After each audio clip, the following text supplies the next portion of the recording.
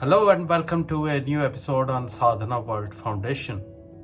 This week I had an opportunity of meeting a lot of colleagues from different industry segments and being part of a conference which was organized away from our workplace.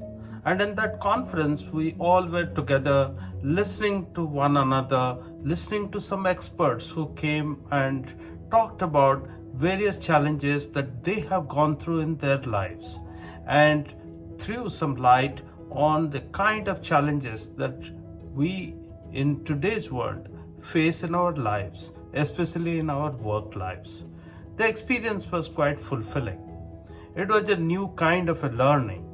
Instead of going to a university and doing a special course, you come to an off-site and learn from your friends, learn from your colleagues, learn from your peers, and learn from some of the experts who have done this and who have had previous experience of facing these challenges. With that sense of little bit of a meaningfulness, I was reflecting how people learned in the ancient times. So I looked at our ancient text and thought about it.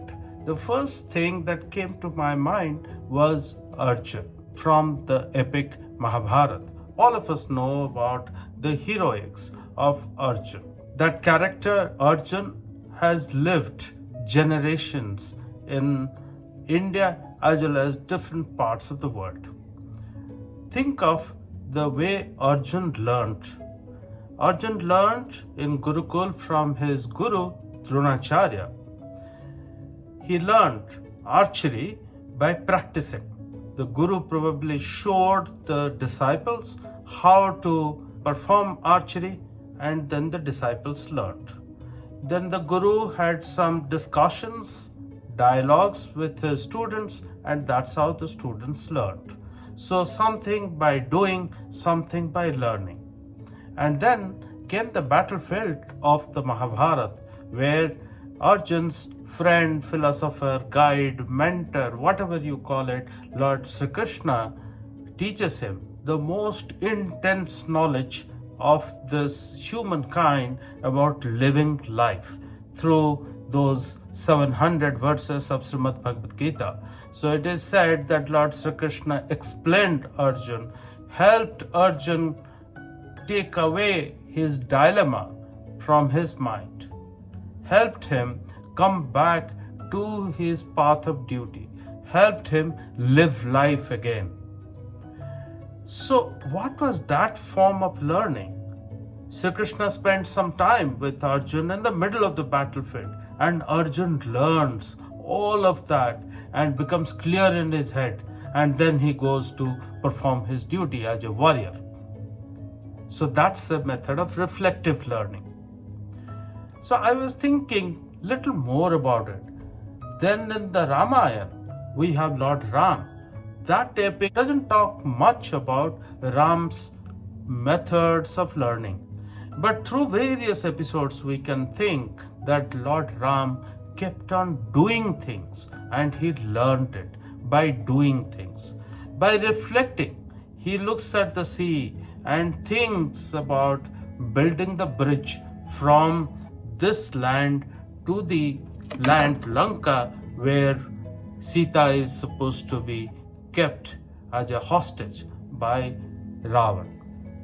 So he does things, he experiences them, he learns, he reflects, and he learns. So one thing which struck me continuously from the lessons in Mahabharata as well as in Ramayana, that people learned by various methods in our ancient times. Look at the Greek mythology.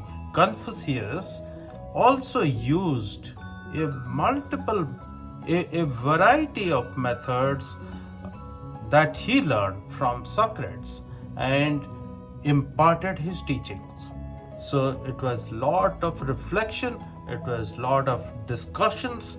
If we think of very ancient Indian knowledge or the methods which have been described in the Indian subcontinent, we will know about so many munis, so many rishis who actually learned by being silent, by concentrating their energy on themselves, on the core of themselves. They meditated and they learned.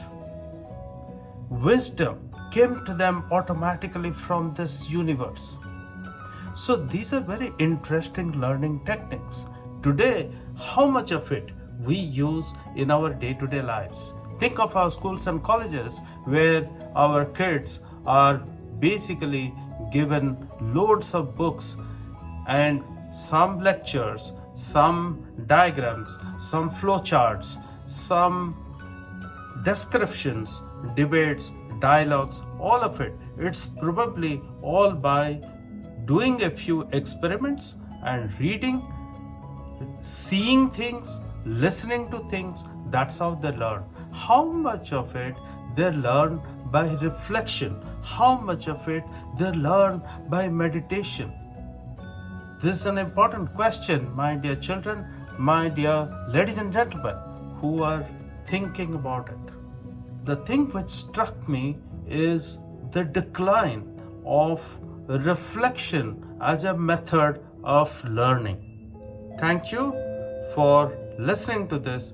Thank you for thinking about it and spreading these words of wisdom among many more people.